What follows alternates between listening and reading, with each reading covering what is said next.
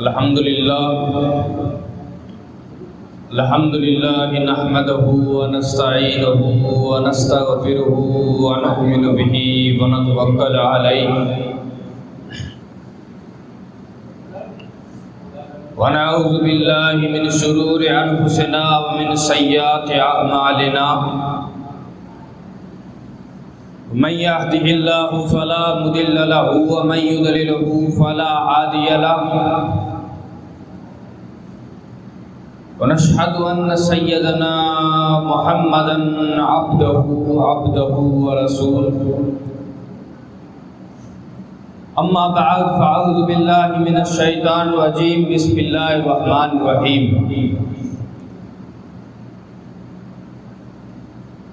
التائبون العابدون الحامدون السائحون الراكعون الساجدون العامرون بالمعروف والناهون عن المنكر والحافظون لحدود الله وبشر المؤمنين آمنت بالله صدق الله العظيم وصدق رسوله النبي الأمين الكريم ونحن على ذلك لمن الشاهدين والشاكرين والذاكرين والحمد لله رب العالمين۔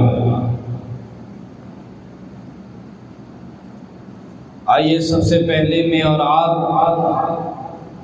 آقا انعامدار مدینے کے تاجدار دونوں عالم کے مالک و مختار شہنشاہ ذی وقار نائب پروردگار شفیع روز شمار بے قراروں کے دل کا قرار انیس بے کسا فخر رسولہ مالک ارض و آسمان وہ کونین میں انوکھی شان والے دائی حلیمہ کے راج دلارے عبداللہ کی آنکھوں کے تارے یعنی وہ نبیوں میں رحمت لقب پانے والے مراد غریبوں کی برلانے والے محمد مصطفیٰ روح فدا صلی اللہ تعالیٰ علیہ وسلم کی بارگاہ بے کس بنا میں بآواز بلند ہدیہ درود و سلام پیش کریے پڑھیے بآواز بلند اللہم صلی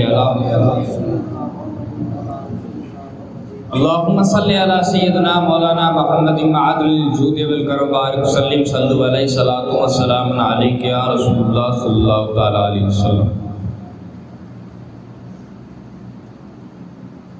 بمطابق فرمائش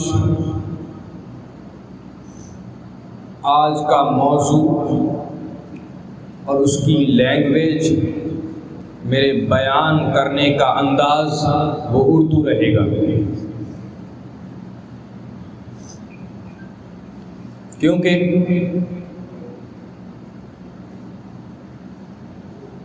آج جو میں نے آپ کے پاس آیہ کریمہ تلاوت کی ہے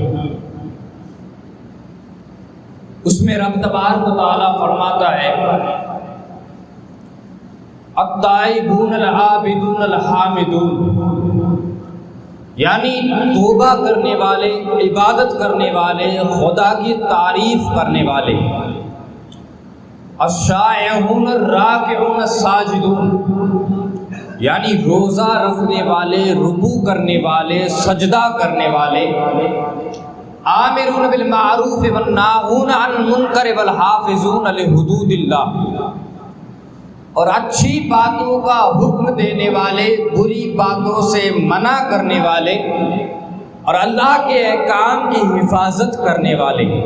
وبشر المؤمنین، اے محبوب ان مومنوں کو خوشخبری سنا دیجیے۔ حضرات دنیا کے اندر اگر دیکھا جائے، دنیا کا اگر دورہ کیا جائے تو دنیا میں کروڑوں کی تعداد میں انسان موجود ہیں، اربوں کروڑوں کی تعداد میں انسان موجود ہیں، لیکن پروردگار عالم ان مسلمانوں کا ذکر فرماتا ہے، ان مومنوں کا ذکر فرماتا ہے جو ایمان کی 9 صفتوں کے ساتھ جامع ہیں۔ اس آیت میں اللہ تبارک و تعالیٰ نے سب سے پہلی صفت بیان کی التائبون، یعنی مومن پر لازم ہے کہ سب سے پہلے اپنے گناہوں سے توبہ کر لے۔ لوگ عام طور پر یہ سمجھتے ہیں، انسانوں کے اگر دیکھا جائے تو انسانوں میں ہر ایک شخص سے گناہ ہونا ممکن ہے، یعنی کوئی ایسا انسان نہیں ہے جس سے گناہ نہ ہو، کوئی ایسا مومن نہیں ہے جو گناہوں سے پاک ہو۔ انسانوں میں انبیاء کرام کے علاوہ یعنی انبیاء کرام کی مقدس جماعت تو معصوم ہے، یعنی ان پاک جانوں سے گناہ ہونا ممکن نہیں۔ انبیاء کرام قبل نبوت و بعد نبوت تمام صغیرہ کبیرہ گناہوں سے معصوم ہیں۔ رہے اولیاء اللہ اگرچہ یہ معصوم تو نہیں ہے مگر یہ بھی اکثر گناہوں سے محفوظ رہتے ہیں۔ باقی تو ان گروہوں کے سوا ہر شخص چاہے کسی بھی طبقے سے تعلق رکھتا ہو، حدیث پاک کے الفاظ ہیں، حضور فرماتے ہیں کلو بنی آدم خطائین و خیر الخطائین التوابون، یعنی ہر شخص گنہگار ہے اور بہترین گنہگار وہ ہے جو اپنے گناہوں سے توبہ کر لے۔ اب توبہ کا کیا مرتبہ ہے؟ توبہ کس کو کہتے ہیں؟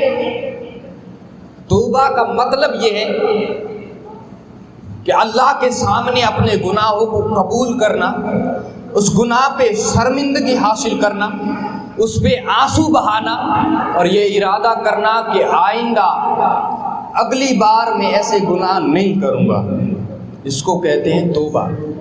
لوگ عام طور پہ یہ سمجھتے ہیں کہ توبہ کرنے سے صرف گناہ معاف ہو جاتے ہیں، توبہ کرنے سے صرف گناہ معاف ہو جاتے ہیں۔ اتنا ہی نہیں بلکہ عزیزو، رب تبارک و تعالیٰ قرآن میں بیان فرماتا ہے فَأُولَٰئِكَ يُبَدِّلُ اللَّهُ سَيِّئَاتِهِمْ حَسَنَاتٍ، یعنی اگر کوئی مومن 1000 گناہ کر کے سچے دل سے توبہ کرتا ہے تو الرحمن الرحیم فرشتوں کو حکم دیتا ہے اے میرے فرشتوں، میرے اس بندے کے 1000 گناہوں کو 1000 نیکیوں میں بدل دو۔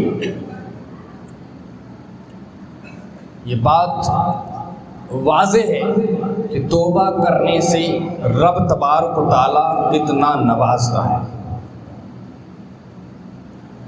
آج کی جو یہ مجلس، جو یہ محفل منعقد کی گئی ہے، آج جو ہم جمع ہوئے ہیں، اس کا مقصد ایصال ثواب۔ یہ مجلس منعقد کرنے کا سبب عیسیٰ علیہ السلام۔ اب عیسیٰ علیہ السلام کا مطلب سمجھ لیے، عیسیٰ علیہ السلام کہتے کس کو ہے، عیسیٰ علیہ السلام کی ڈیفینیشن کیا ہے، اس کا مطلب کیا ہے، اس کا معنی کیا ہے۔ تو عربی زبان میں ایصال اس کو کہتے ہیں یعنی کسی کو کچھ پہنچانا۔ ایصال ثواب یعنی ثواب کو پہنچانا۔ ایصال یعنی وصل یصل ایصالا، ایصال سے مراد اپنے اعمال یعنی تم نے جو کیا اس کا ثواب تو تم کو ملے گا ہی، اس ثواب سے بھی کچھ کسی کو ثواب نظر کرنا، اس کو پہنچانا، اس کو کہتے ہیں ایصال ثواب۔ لوگ عام طور پہ یہ سمجھتے ہیں کہ عیسیٰ علیہ السلام یعنی ابھی میں نے قرآن پڑھا، قرآن پڑھ کے اگر کسی مرحوم کو بخش دیا، کسی عزیز کسی مرحوم کو اگر میں نے قرآن بخش دیا تو لوگ یوں سمجھتے ہیں کہ قرآن کا ثواب مجھے نہیں ملا بلکہ جو میں نے پڑھا وہ مرحوم کو مل گیا۔ اتنا ہی نہیں بلکہ تم نے جو پڑھا اس کا ثواب تو تم کو ملے گا ہی، بلکہ ساتھ ساتھ تم نے جو پڑھا اس کا ثواب بھی اور اس کو بخشا اس کا ثواب بھی تم کو ملے گا۔ ایصال ثواب کے اگر ذکر کیا جائے، کچھ جماعتیں ایسی ہیں جو اس کا انکار کرتی ہے، یعنی اپنے اعمال کو دوسرے شخص کو، کسی زندہ شخص نے اگر کسی میت کو جو اس کا عزیز جو دنیا فانی سے چلا گیا ہے اگر اس کو نظر کرنا چاہتا ہے تو کچھ جماعتیں اس کا انکار کرتی ہے کیونکہ زندہ میت کو اپنا ثواب نہیں پہنچا سکتا۔ مثال کے طور پہ سمجھاتا ہوں حضرات، دیکھیے اگر کسی کا انتقال ہو جائے، اگر کوئی شخص دنیا چھوڑ کر چلا جائے تو سب سے پہلے کیا کریں گے؟ سب سے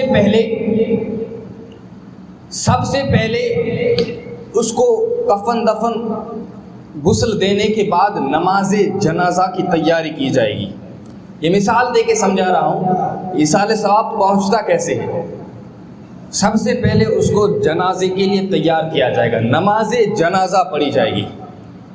نماز جنازہ یہ بھی ایک دعا ہے، نماز کی شکل میں میت کے لیے یہ دعا ہے نماز جنازہ۔ اور حضور کیا فرماتے ہیں؟ حضور فرماتے ہیں اگر کسی میت کی نماز جنازہ میں اگر 40 مسلمان 40 مومن اگر اس کی نماز جنازہ میں شریک ہو جائے اور نماز جنازہ ادا کر لے، ان مومنوں کے صدقے رب تبارک و تعالیٰ اس میت کی مغفرت کر دیتا ہے۔ تو یہ کیا ہوا؟ میت کی مغفرت کیسے ہوئی؟ کس کی وجہ سے ہوئی؟ زندوں کی وجہ سے ہوئی۔ نماز میت نے نہیں پڑھی، نماز زندوں نے پڑھی ہے، نماز مسلمانوں نے پڑھی ہے، نماز مومنوں نے پڑھی ہے۔ ان کی نماز کا اثر، اس کا ثواب اس میت کو کیسے پہنچا؟ یہ ایک ایصال ثواب ہوا، یہ ایک ثواب کا پہنچانا۔ اب یہ کہ ایصال ثواب کے اندر بھی کس طرح پہنچتے ہیں حضور کی بارگاہ میں۔ ایک صحابی آتے ہیں، عرض کرتے ہیں کہ حضور میری والدہ، میری ماں جب تک زندہ تھی تب تک میں نے ان کی بہت خدمتیں کی، ان کو بہت جو ان کو چاہیے وہ میں نے عطا کیا، ان کی خدمت کی، لیکن اب میری ماں نہیں رہی، اب اس دنیا کو چھوڑ کر چلے گئی ہے میری والدہ، تو اب میں ان کو ثواب پہنچانے کے لیے کیا کروں؟ آقا نے فرمایا جاؤ تمہارے والدہ کے نام پہ ایک کنواں بناؤ۔ اب کنویں کے اندر سے جو پانی پیے گا، کنویں کے اندر جو فائدہ اٹھائے گا، جو بھی پانی پیے گا، اس کے پینے کا ثواب تمہاری والدہ کو ملے گا۔ اس صحابی نے اپنی والدہ کے نام سے ایک کنواں بنایا، جب کنواں تیار ہو گیا، پانی نکل آیا، صحابی آ کے عرض کرتے ہیں یا رسول اللہ کنواں بنا لیا ہے اور میری یہ تمنا ہے کہ سب سے پہلے اس کنویں کا پانی آپ پیے۔ حضور کنویں پہ تشریف لے گئے، سب سے پہلے حضور نے پانی پیا، پانی پی کے فرمایا کہ یہ کنواں ام سعد کا ہے، یہ کنواں ام سعد کا ہے، یعنی اس کا ثواب سعد کی ماں کو ملے گا۔ تو یہ کیا ہوا؟ یہ ہے ایصال ثواب۔ اگر ہمارے اندر سے بھی کسی کوئی انسان مسجد بنا دے یا وضو خانہ بنا دے، مدرسہ بنا دے یا کوئی ایسی چیز بنا دے جو انسانوں کو، مخلوق کو فائدہ دے، جانوروں کے لیے کوئی چیز مہیا کر دے، اپنے بزرگ یعنی اس کے ساتھ جو نکل گیا ہے، جو دنیا کو چھوڑ کر چلا گیا ہے، اس کے ثواب کے لیے اگر کچھ کام کر دے تو اس کا ثواب بھی اس کو ملتا رہے گا۔ یہ ہوا ایصال ثواب۔ درود پاک پڑھے۔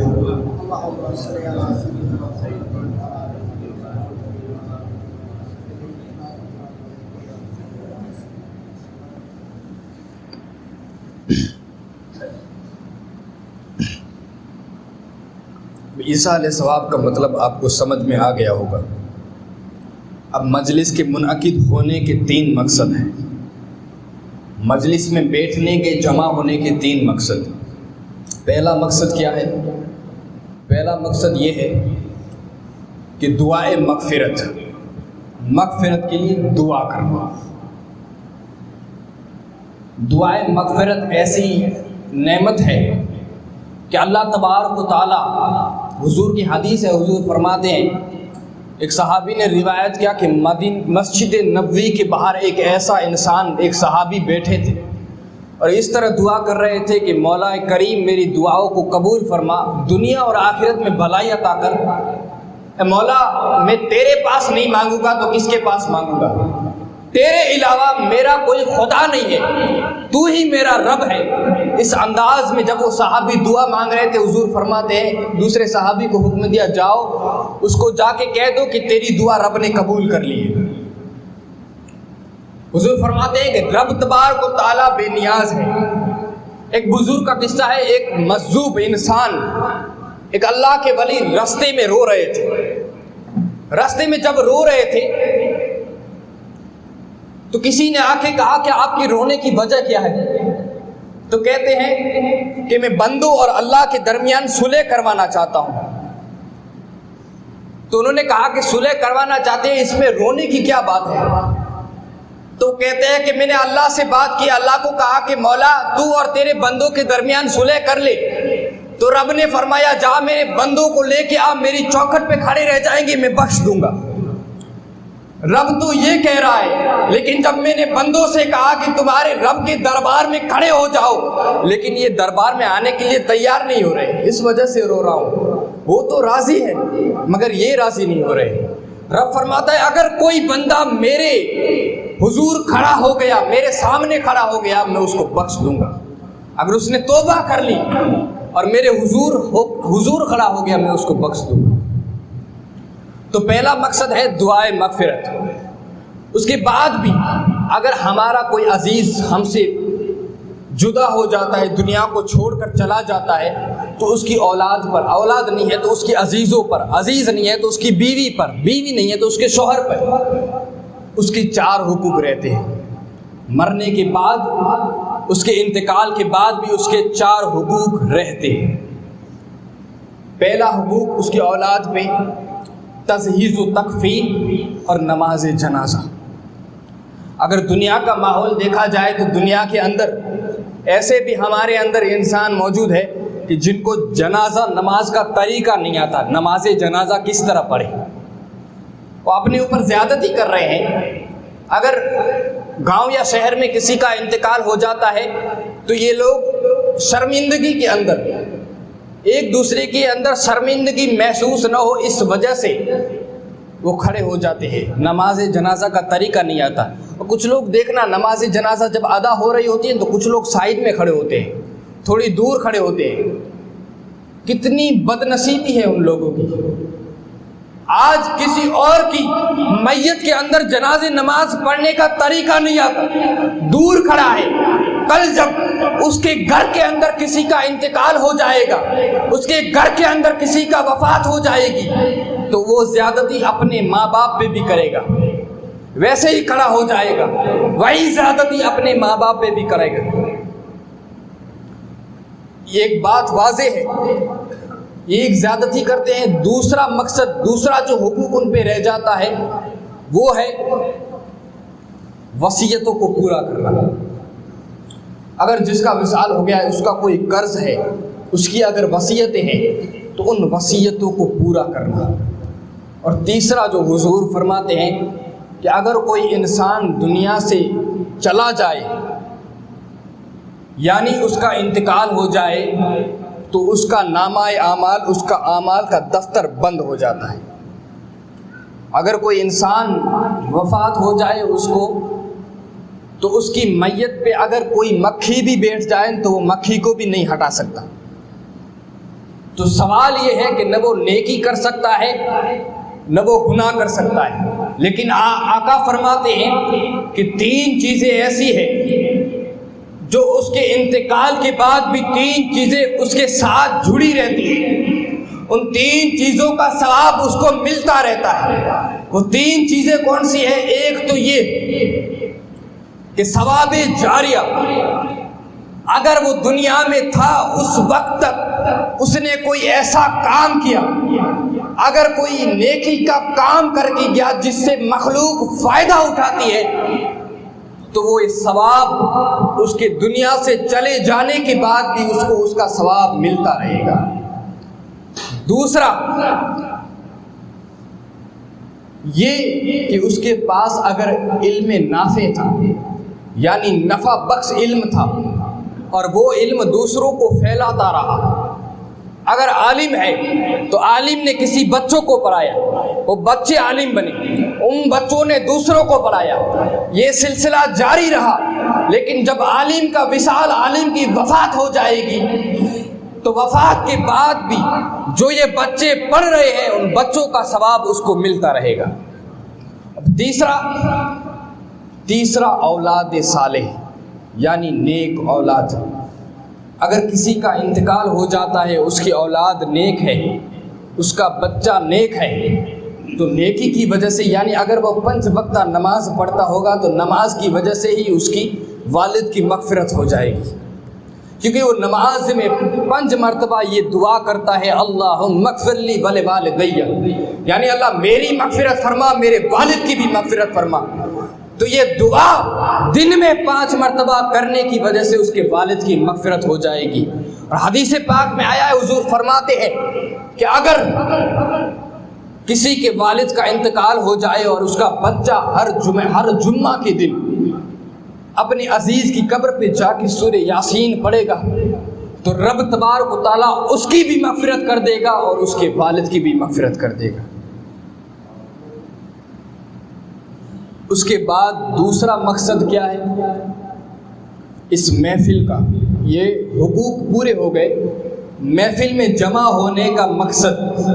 دوسرا مقصد یہ ہے کہ پسماندگان کی تعزیت، یعنی جس کے گھر میں انتقال ہوا ہے اس گھر والوں کے ساتھ، ان کے ساتھ حسن سلوک، ان کو سپورٹ اور ان کی دل خوشی کے لیے ان کے گھر پہ جانا۔ آج ہم یہاں جمع ہوئے ہیں کس وجہ سے؟ کس لیے جمع ہوئے ہیں؟ یہ تقریر، یہ واعظ رکھنے کی وجہ کیا ہے؟ اگر گھر پہ فون کرتے تھے مجھے کہ ایصال ثواب کے لیے تقریر رکھنی ہے، گھر پہ دعا کر دیجیے، تو ثواب تو پھر بھی پہنچ جاتا، ایصال ثواب پھر بھی چلا جاتا۔ گھر سے بھی مولانا کو فون کر دیا، مجھے فون کر دیا، تم لوگوں کو فون کر دیا، بس درود پاک قرآن پڑھ کے ثواب بخش دو، ثواب تو پہنچ جائے گا۔ لیکن یہاں بیٹھنے کی وجہ کیا ہے؟ یہاں جمع ہونے کی وجہ کیا ہے؟ یہاں ہم سب اس لیے جمع ہوئے ہیں کہ پسماندگان کی تعزیت۔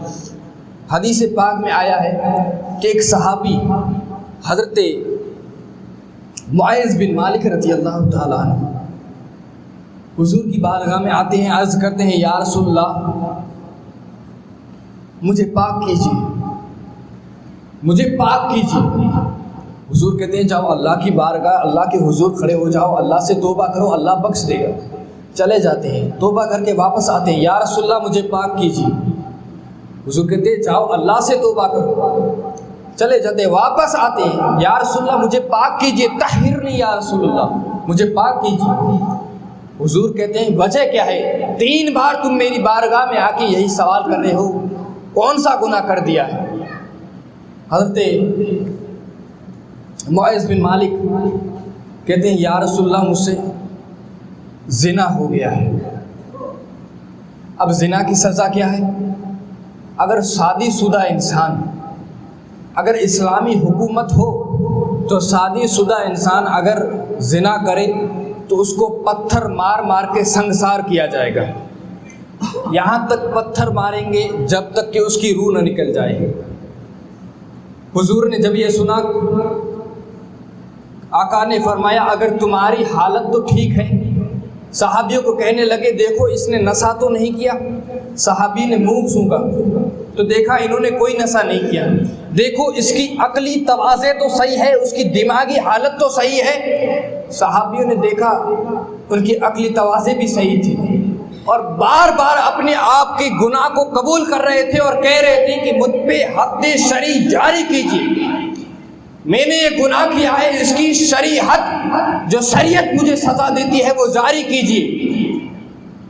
کیونکہ آپ کو پتا تھا کہ دنیا کا عذاب، دنیا کے گناہوں کا عذاب اگر دنیا میں مل جائے تو کم ہے، کوئی پرواہ نہیں ہے، لیکن جہنم کا عذاب بہت سخت ہے۔ حضور فرماتے ہیں حضرت جبرائیل سے پوچھا کہ جہنم میں کم تر عذاب، بالکل کم عذاب، معمولی عذاب کون سا ہے؟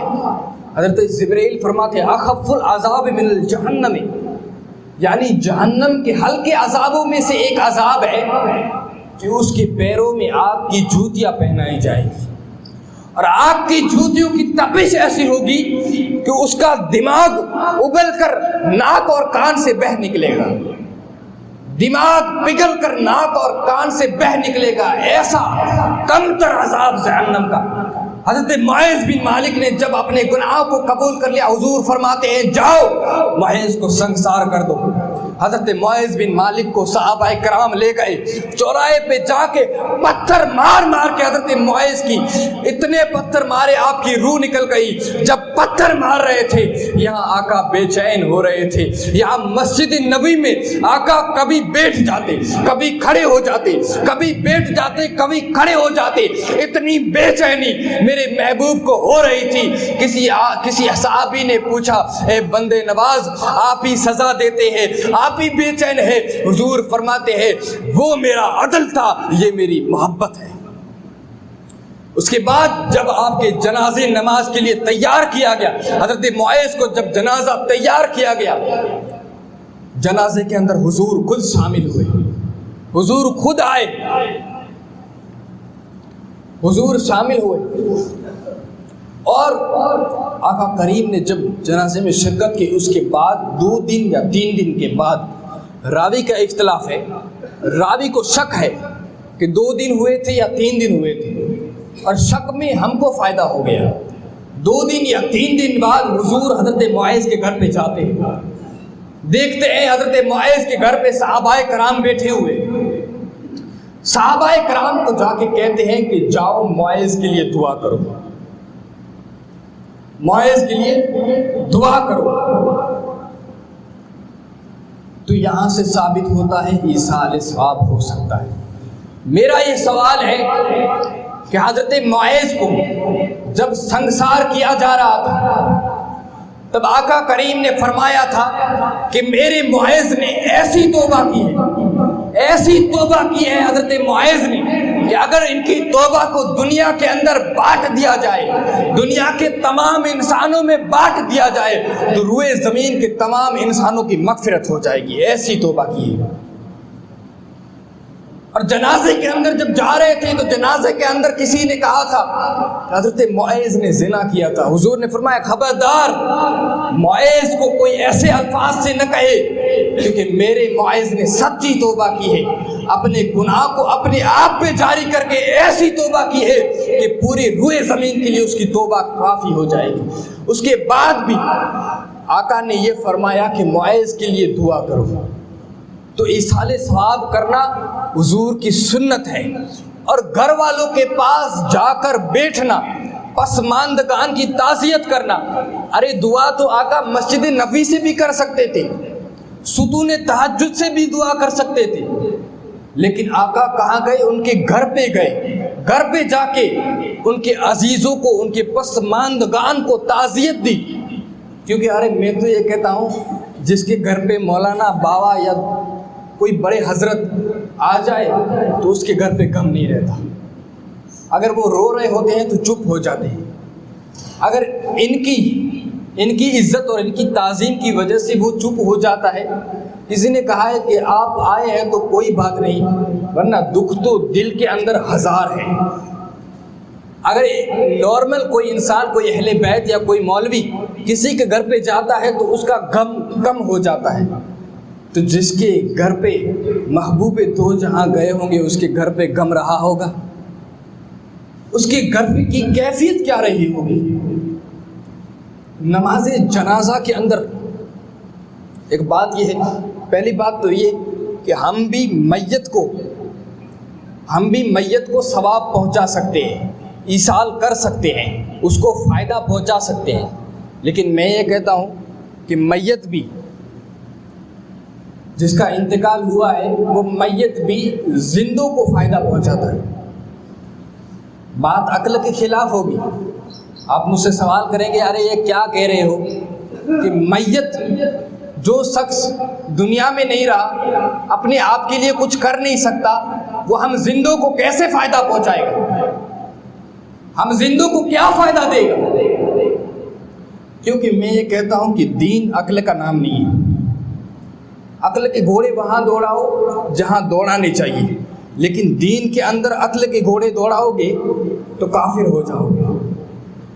دین کے اندر عقل نہیں دوڑتی۔ مثال کے طور پہ سمجھاتا ہوں، اگر ہمارے یہ مولانا یا ہمارے پیر صاحب اگر ہمارے پاس سے دوڑتے ہوئے چلے جائے، دیکھیے کوئی بچہ دوڑے گا تو اس کو کچھ نہیں کہے گا کیونکہ بچہ ہے، دوڑے گا ہی، لیکن اگر کوئی بڑا بزرگ، کوئی بڑا عالم، بڑا پیر، بڑا مرشد اگر سامنے سے دوڑے تو پورے محلے کو حیران ہو جائے گا، ارے دوڑنے بابا دوڑتے ہوئے گئے، کیا بات ہے، پاگل تو نہ ہو، چریاتا نہ ہے۔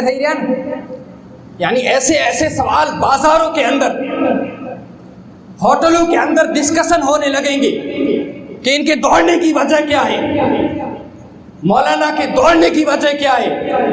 لیکن میں کہتا ہوں کہ اگر یہی مولانا، یہی پیر صاحب 50-60 ہزار روپے خرچ کر کے اگر مدینے چلے جائے، مکے چلے جائے، عمرہ کرنے چلے جائے، صفا مروہ پہ دوڑ لگائیں گے، وہاں کوئی یہ کہے گا یہاں دوڑیں گے تو عیب، وہاں دوڑیں گے تو ثواب؟ یہ کس وجہ سے؟ کیونکہ اللہ تبارک و تعالیٰ نے اللہ سے اگر سوال کریں گے مولا صفا مروہ سے صحیح دوڑانا کس لیے، دوڑنے میں کیا فائدہ ہے، تو رب کیا فرماتا ہے؟ رب فرماتا ہے عقل کا گھوڑا مت دوڑا، میرا حکم ہے تسلیم کر لے، اسی کا نام دین ہے۔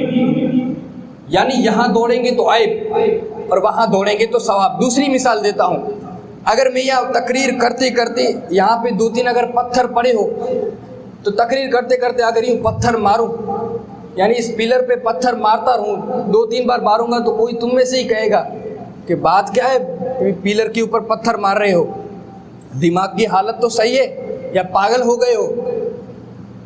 لیکن اگر میں عمرہ یا حج کرنے چلا جاؤں اور مینا کے جو آپ پلر لگے ہوئے جہاں شیطان کے کنکر مارے جاتے ہیں، ان 3 پلر کے اوپر اگر میں کنکریاں ماروں گا تو میرے لیے ثواب، یہاں ماروں گا تو عیب، وہاں ماروں گا تو ثواب۔ میں یہ کہتا ہوں کہ تم ان پلر مینا کی جو وادی ہے وہاں جو شیطان کو کنکر مارے جاتے ہیں، شیطان کو جو پتھر مار رہے ہو، کیا وہاں شیطان موجود ہے؟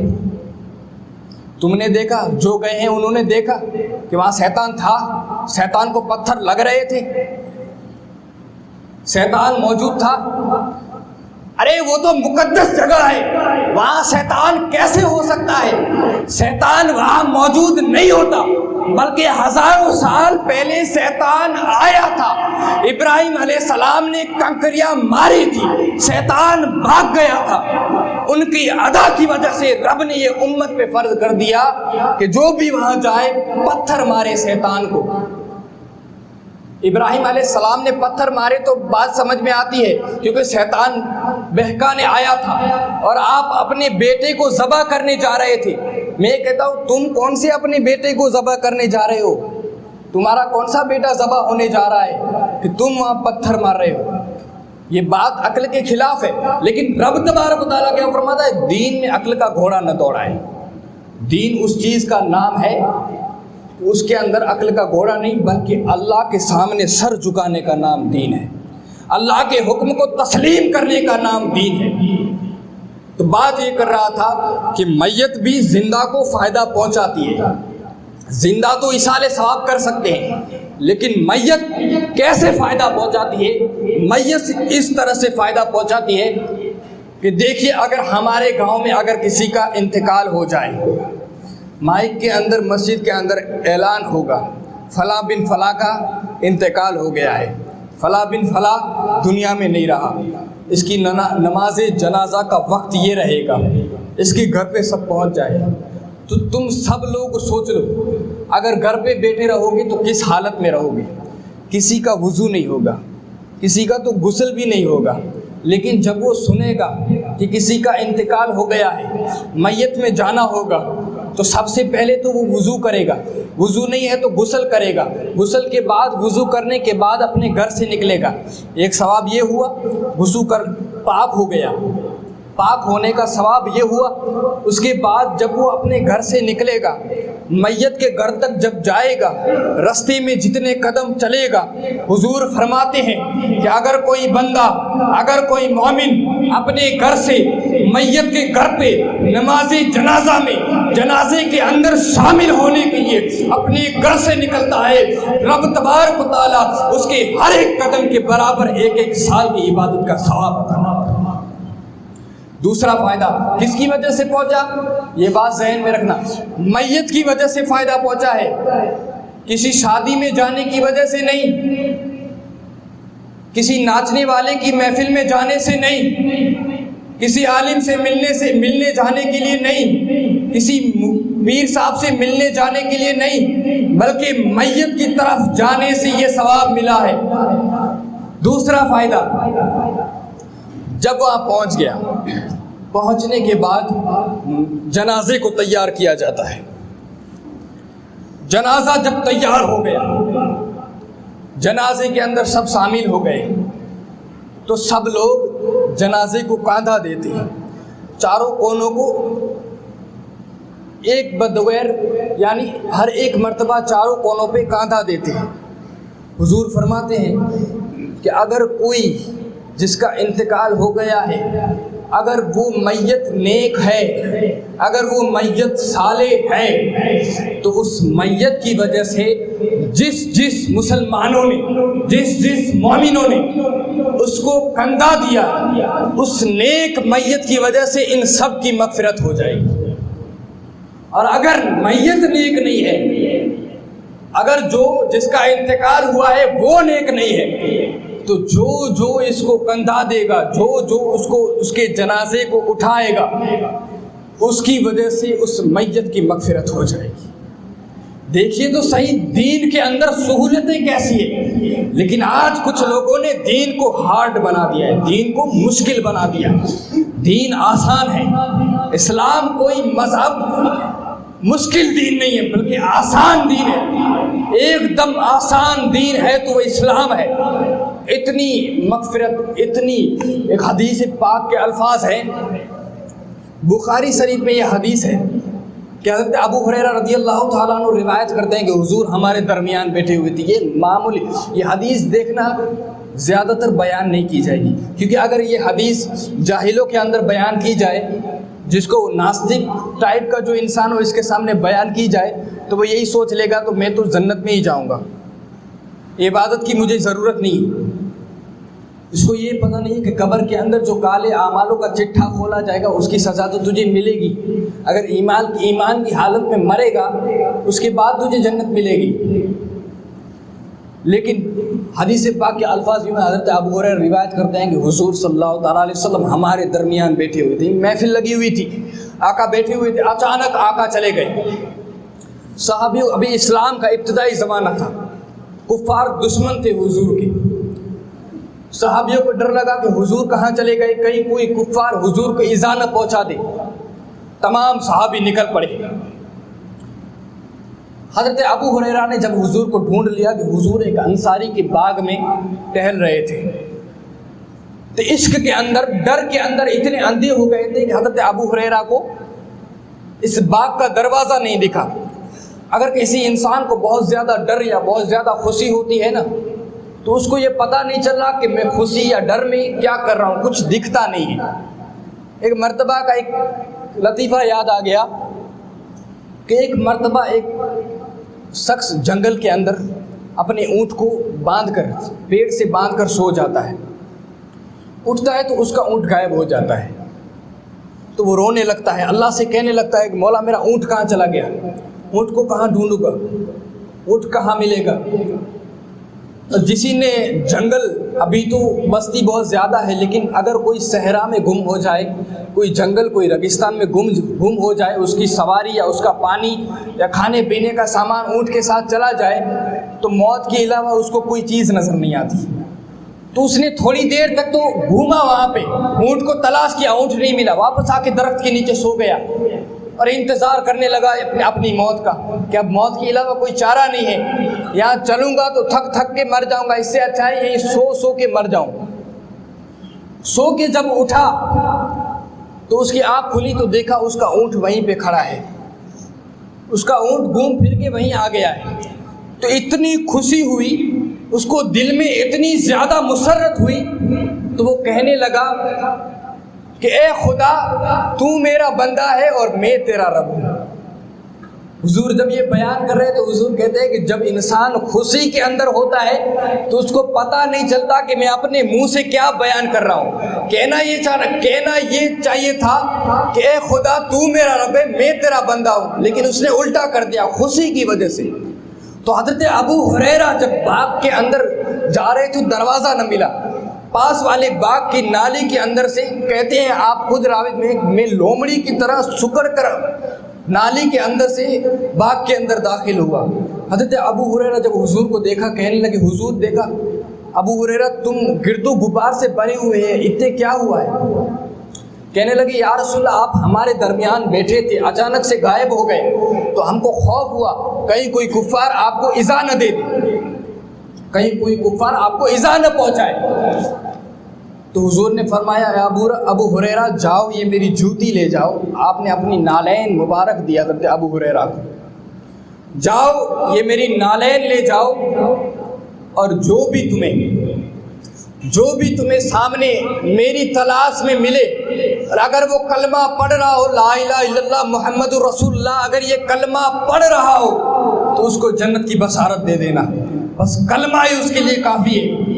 تو حضرت ابو ہریرہ فوراً سب کو خوشخبری سنانے کے لیے جا رہے تھے تو سامنے سے دیکھا کہ حضرت عمر بن خطاب چلے آ رہے ہیں. حضرت عمر ملے. حضرت عمر سے کہا جاؤ تم جنتی ہو.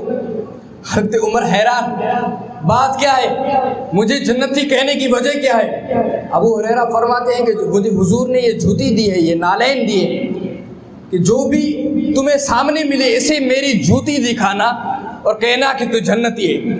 حضرت عمر فاروق کو غصہ آ گیا. غصہ آ کے ایک ایسا پنجہ مارا چھاتی کے اوپر کہ حضرت ابو ہریرہ اڑ کے نیچے گر گئے اور رونے لگے.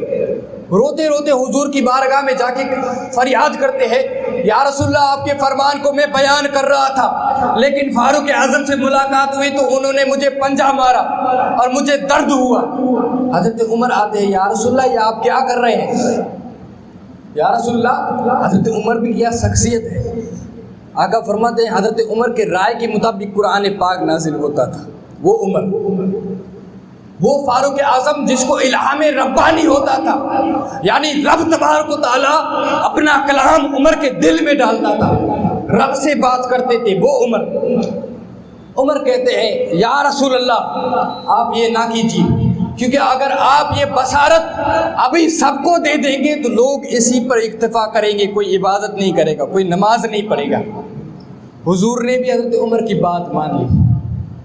یہ تھی تو عرض یہ کر رہا تھا کہ دین عقل کا نام نہیں ہے. اور نماز جنازہ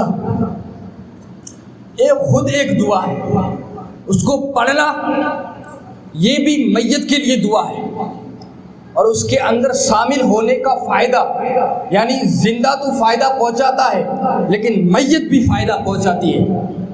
ایک مرتبہ کا ابھی ہمارے گجرات کا ہی واقعہ ہے.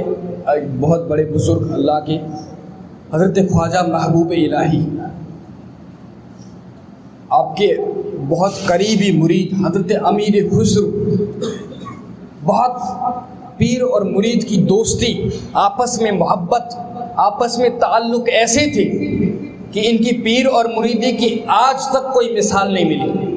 محبوب الہی خود فرماتے ہیں کہ اگر شریعت محمدی کی بیڑی اگر میرے ہاتھوں میں نہ ہوتی تو میں اور میرا مرید دونوں ایک قبر میں سوتے. ایسی محبت دنیا میں تو ساتھ میں، لیکن اگر ہماری وفات، ہماری انتقال ہو گیا اس کے بعد بھی ہم ایک ہی قبر میں سوئیں گے. لیکن حضور کی شریعت کی وجہ سے ہم دونوں الگ الگ سو رہے ہیں. اتنی محبت. ایک مرتبہ کا واقعہ ہے کہ حضرت محبوب الہی نے اپنے مرید امیر خسرو سے کچھ کام کے لیے کچھ چیزیں منگائی کہ جاؤ بیٹا، مرید کو بھی بیٹا کہہ کے پکارتے، جاؤ بیٹا یہ فلا چیزیں لے کے آنا.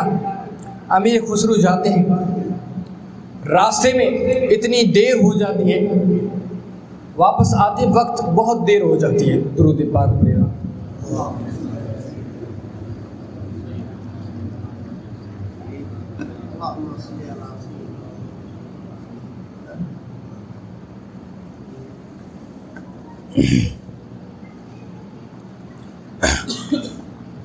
امیر خسرو جب آ رہے ہوتے ہیں تو راستے میں بہت دیر ہو جاتی. محبوب الہی پوچھتے ہیں کہ بیٹا دیر کیوں ہو گئی، تمہیں جلدی آنا چاہیے تھا، اتنی دیر کیوں؟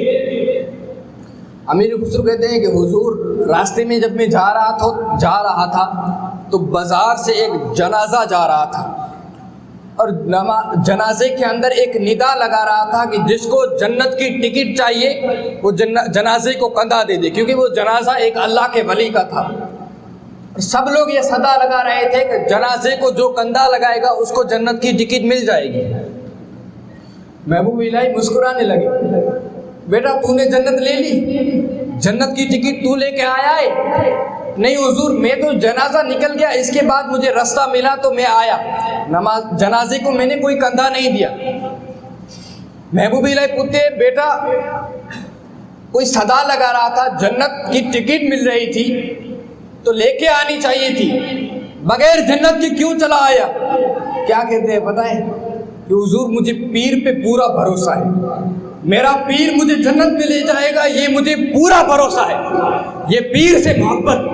آج کل کے مریدوں کے دیکھا جائے مریدوں کا حال کیا ہے، بس رسمن مرید بن جاتی ہے، پھر پتہ ہی نہیں میرا پیر کون ہے مرید کون ہے۔ قیامت کے دن بھی یہی حال ہوگا تیرے پیر کے ساتھ، پیر نے کبھی اس مرید کو دیکھا نہیں ہے، پیر اس کو پہچان، اگر پیر با کمال ہوا، ولی یا ابدال یا کسی اونچے مرتبے کا پیر ہوا تو وہ پیر 100% تمہیں قیامت کے دن پہچان لے گا۔ لیکن پیر اگر ٹھیک ٹھاک ہے، ٹھیک ٹھاک پیر ہے، اگر خاندان صحیح ہے تو بھی پیر کام آئے گا، لیکن اگر ویسے ہی کوئی پیر بن گیا، لیکن آج کل تو اہل بیت کے علاوہ دوسری بھی ہاں جائز ہے، وہ پیر بھی بنا جائز ہے، لیکن تصوف کا ماہر ہونا چاہیے۔ پہلی شرط یہ ہے اگر تم میں سے بھی کوئی عامل ہو، تم میں سے بھی کوئی تصوف کا مالک ہو، اگر اس کے اندر ولی کی صفتیں پائی جاتی ہو تو وہ بھی پیر بن سکتا ہے، بس خلافت کی ضرورت ہے، کسی اہل بیت سے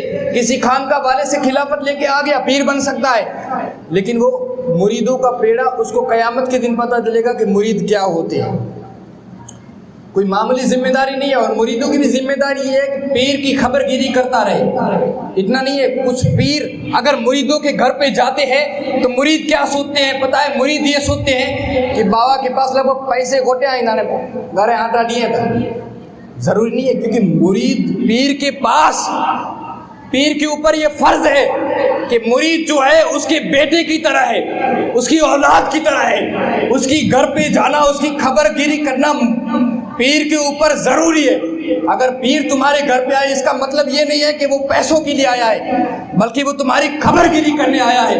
اگر تمہاری حالت خراب ہے تو وہ پیر تمہیں دعا دے گا یا پیسوں سے مدد بھی کرے گا، اگر حالت صحیح ہے تم دے دو گی، اس کے اندر کوئی بڑی بات نہیں ہے۔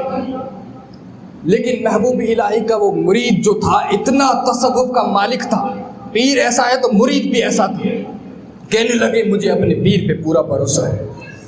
یہی مرید حضرت امیر خسرو، ایک مرتبہ کا واقعہ ہے، راستے میں جا رہے تھے، راستے میں بو علی شاہ قلندر سے ملاقات ہو گئی۔ بو علی شاہ قلندر کہنے لگے کس کے مرید ہے؟ مرید کس کے ہو؟ کہنے لگے حضور محبوب الہی کا مرید ہوں۔ بو علی شاہ قلندر کہنے لگے دنیا میں تو کچھ اچھا پیر نہیں ملا، اچھا کوئی پیر نہیں ملا؟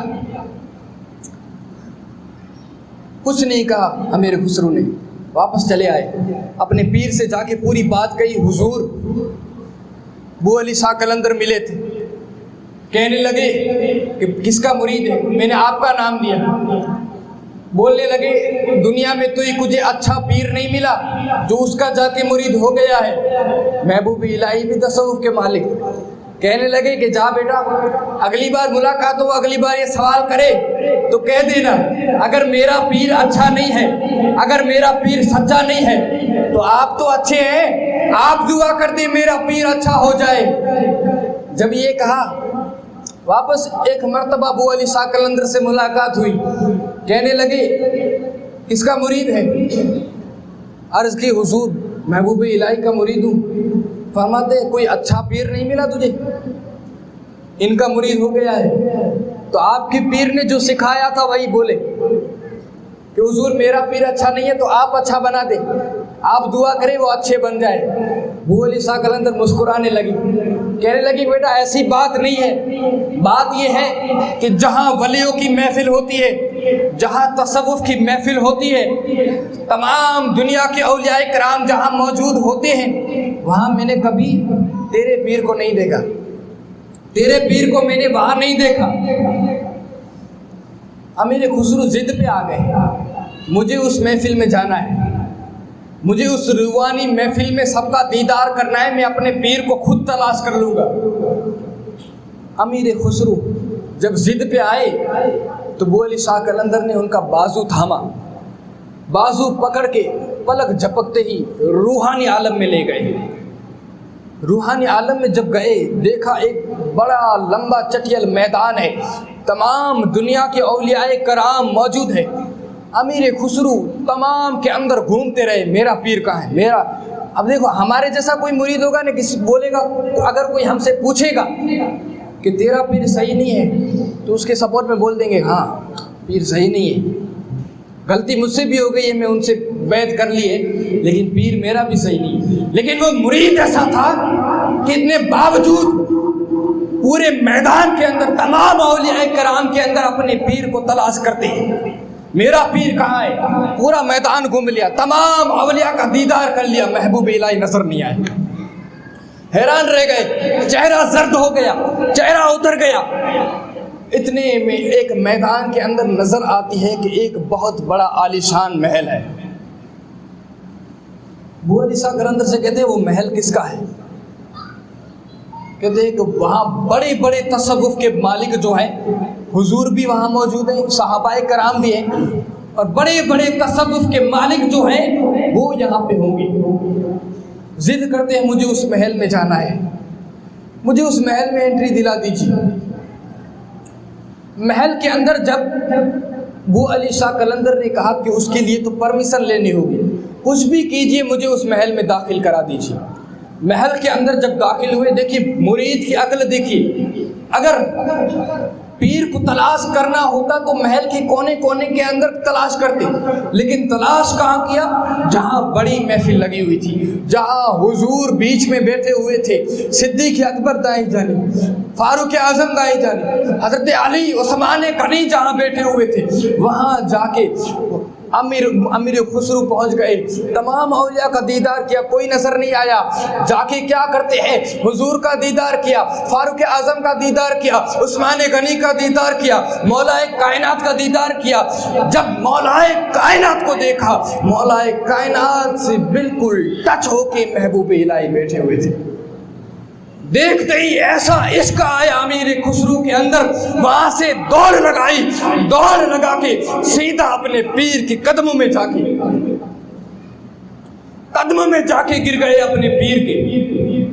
محبوب الہی کہا بیٹا حضور بیٹھے ہیں، خلفائے راشدین صحابہ کرام بیٹھے ہوئے ہیں، ان کے قدموں میں جا کے گر، میرے قدموں میں آ کے گرا ہے۔ امیر خسرو کہنے لگے حضور میری اوقات نہیں ہے کہ ڈائریکٹ ان سے ملوں، آپ کے وسیلے سے آپ پہنچا دو ان کی بارگاہ میں۔ یہ عقیدت ہوتی ہے، یہ محبت ہوتی ہے۔ ایسے لوگوں کا جب قیامت کے دن حساب و کتاب ہوگا بڑے خوش نصیب ہوں گے۔ انہی خلفائے راشدین کے اندر ایک بڑی شخصیت کا نام آتا ہے، حضرت عمر بن عبدالعزیز۔ نام تو سنا ہوگا کیونکہ ایسے خلیفہ فاروق اعظم کی نسل کے اندر سے، یعنی فاروق اعظم کی پوتی کے بیٹے ہیں، فاروق اعظم کی پوتی کے بیٹے حضرت عمر بن عبدالعزیز۔ سلیمان بن ملک کے دور خلافت کے بعد آپ کی خلافت آئی تھی۔ بچپن میں تھے، اتنے چھوٹے سے تھے، اتنی کم عمر میں حافظ قرآن ہو گئے۔ ان کے والد مصر کے گورنر تھے، اپنے بچے کی تعلیم کے لیے مدینے میں ہی ان کو رکھا۔ حافظ قرآن ہونے کے بعد جب بڑے ہوئے، مدینے کے اندر گورنر بنے، کوفے کے اندر گورنر بنے۔ پھر کچھ وجوہات تھی یا آپ کو معزول کر دیا، کسی کی سازش تھی حکومت کے اندر، کیونکہ حکومت حضور سے لے کے حضرت صدیق حضرت حسن مجتبیٰ امام حسن تک حکومت، یعنی خلیفہ اسلام کی یہ، اور آخری خلیفے میں حضرت عمر بن عبدالعزیز کا شمار ہوتا ہے۔ حضرت امیر معاویہ اسلام کے پہلے بادشاہ ہیں، اسلام کے خلیفہ نہیں ہیں، اسلام کے پہلے بادشاہ حضرت امیر معاویہ۔ تو حضرت عمر بن عبدالعزیز اتنے تصوف کے مالک تھے کہ اگر ہم کو کوئی عہدہ مل جائے کہ جا تجھے آج میں کوئی عہدہ دے رہا ہوں، تو یہاں خوشی نہیں سمائے گی، جوش میں آ جائے گا، تکبر میں آ جائے گا، واہ مجھے یہ عہدہ مل گیا ہے، میں عہدے کے لائق میں ہوں، اسی لیے مجھے عہدہ ملا ہے۔ لیکن عمر بن عبدالعزیز جب سلیمان بن ملک کا انتقال ہوا تو انہوں نے یہ وصیت کی کہ میرے بعد خلیفہ حضرت عمر بن عبدالعزیز بنے گی۔ انہوں نے جب سنا کہ مجھے خلیفہ بنایا ہے، رونے لگے، آنکھوں سے آنسو نکل گئے، رونے لگے, اللہ سے کہنے لگے کہ مولا اتنے لوگوں کی ذمہ داری تو نے مجھے دے دی, میں کس طرح سنبھال سکوں گا. خلیفے بننے کے بعد اس کا آپ کا ماحول دیکھیے, خلیفے سے پہلے آپ کا ماحول. خلیفہ جب نہیں بنے تھے تو اتنے اچھے کپڑے پہنتے تھے, غلام کو حکم دیتے تھے کہ جا بازار کے اندر سب سے اچھا سب سے مہنگا کپڑا خرید کے لا, وہ عمر بن عبدالعزیز پہنے گا. ایسی خوشبو لگاتے تھے مشک اور عنبر کی کہ اگر بازار سے نکلے تو کسی کو بھی پتہ چل جاتا تھا کہ گزرنے والا کوئی عام نہیں بلکہ عمر بن عبدالعزیز ہے. وہ عمر بن عبدالعزیز جب خلیفہ بنے, آپ کی بیوی بھی بادشاہ کی بیٹی, آپ بھی بادشاہ بننے کے بعد, خلیفہ بننے کے بعد بیوی سے کہا کہ اپنی زیورات, اپنے گہنے, اپنے قیمتی کپڑے تمام مجھے دے دو, میں تمام گہنے قیمتی کپڑے بیت المال غریبوں کو دے دوں گا. تم گھر پہ جا کے اپنی بیوی سے ٹرائی کرنا کہ گہنے اور سب دے دے کے خیرات کر دوں تو کیا جواب ملتا ہے. لیکن وہ عمر بن عبدالعزیز کی بیوی تھی, گہنے سب دے دی, اپنے کپڑے اپنے قیمتی لباس تمام بیت المال کے اندر داخل کر دیا. خود نے ایک معمولی سا جبہ جس کے اندر تہبند لگے ہوئے تھے, وہ جبے کے اندر بس آپ خلافت کرتے. ایسی خلافت قائم کی, زیادہ نہیں 2.5 سال خلافت کی, ایسی خلافت کی کہ آپ کی خلافت کے اندر بکری اور شیر ایک ہی پانی میں ایک ہی ساتھ پانی پیتے تھے. ایسی خلافت, جانوروں پہ بھی خلافت کی. وہ عمر بن عبدالعزیز, ایک مرتبہ کا واقعہ ہے کہ عمر بن عبدالعزیز کہ آپ کی جو لڑکیاں تھیں گھر پہ آتے ہیں تو لڑکیوں نے منہ چھپا لیا. عمر بن عبدالعزیز کہتے ہیں کہ بیٹیوں مجھ سے منہ چھپا رہی ہو, میرے منہ سے بدبو آ رہی ہے. بیٹیوں نے کچھ کہا نہیں. دوسری بار پوچھا تو بیٹیوں نے کہا کہ حضور آپ جو بیت المال سے ہم کو پیسہ دیتے ہیں اس سے 2 وقت کی روٹیاں نہیں پکتی. آج ہم نے پیاز سے ہم نے روٹیاں کھائی ہے, اس لیے منہ چھپا رہی ہے کہ ہماری بدبو آپ تک نہ پہنچے. یہ بیٹیاں, عید کا موقع آیا, بیٹیوں نے کہا کہ حضور عید کا دن ہے, نئے کپڑے چاہیے. خلیفہ ہے اسلام کے خلیفہ, لیکن گھر کی سادگی دیکھیے. بیٹیاں کہہ رہی ہے حضور کپڑے چاہیے, کپڑے پہننے کے لیے کوئی نئے جوڑے نہیں ہے, بس پھٹے پرانے کپڑے ہیں, ایک ایک کپڑے کی جوڑی دلا دیجیے. عمر بن عبدالعزیز اپنے وزیر سے کہتے ہیں کہ مجھے 1 مہینے کی ایڈوانس تنخواہ چاہیے تاکہ میں عید کے دن میری اپنی بیٹیوں کو کپڑے دلا سکوں. لیکن خلیفہ جب عمر بن عبدالعزیز جیسا ہو تو وزیر بھی ان کے جیسا ہی ہوگا. وزیر نے کہا کہ حضور آپ 1 مہینے تک زندہ رہیں گے, 1 مہینے کی ایڈوانس تنخواہ مانگ رہے ہیں, 1 مہینے تک آپ زندہ رہیں گے. عمر بن عبدالعزیز چوک گئے, کہنے لگے وزیر تو نے مجھے واپس عمر کو زندہ کر دیا. گھر گئے, بیٹیوں سے کہنے لگے کہ پھٹے پرانے کپڑے پہ صبر کر لو, واپس ان کو دھو کے پہن لو, اللہ تبارک و تعالیٰ ان کپڑوں کے اندر تمہیں زیادہ مقبول کرے گا. وہ عمر بن عبدالعزیز کے دور خلافت میں ایسے خلافت قائم کر رہے تھے. ان کی خلافت میں جب خلافت ان کی چل رہی تھی تو ان کی خلافت میں ایک اہل بیت سے, محب اہل بیت تھے. عمر بن عبدالعزیز محب اہل بیت کی قد تعظیم کرتے تھے, ساداتوں کی تعظیم بہت زیادہ کرتے تھے. اتنے محب اہل بیت تھے عمر بن عبدالعزیز. ایک اہل بیت کے 4 بیٹیاں تھیں. اہل بیت وہ سید صاحب غریب بھی تھے, حضور سے دعا کی یا رسول اللہ میری 4 بچیاں ہیں اور گھر کا ماحول بھی کچھ ٹھیک نہیں ہے, پیسوں کی ضرورت ہے, کچھ انتظام کیجیے. رات کے اندر جب وہ سوئے تو حضور اہل بیت کے خواب میں آئے. خواب میں آ کے کہتے ہیں کہ جا عمر بن عبدالعزیز میرا مخلص اور خاص امتی, وہ دن کے اندر 10,000 مرتبہ درود پاک پڑھتا ہے اور دن کے اندر 10 مرتبہ قرآن کے پارے پڑھتا ہے. خلیفہ ہے اسلام کے بادشاہ ہے, لیکن بادشاہ کی انداز دیکھی دن میں کتنی پڑھائی کرتے ہیں. آج ہم کو پڑھائی کرنی ہوتی ہے تو ہم تو پڑھائی کر ہی نہیں سکتے. کیونکہ ہم پڑھائی کریں گے تو فیس بک واٹس ایپ وغیرہ سیاسی کام کون دیکھے گا؟ گام کی پنچایت کون کرے گا؟ ہم پڑھائی کریں گے تو یہ کام کون کرے گا؟ لیکن وہ بادشاہ اسلام،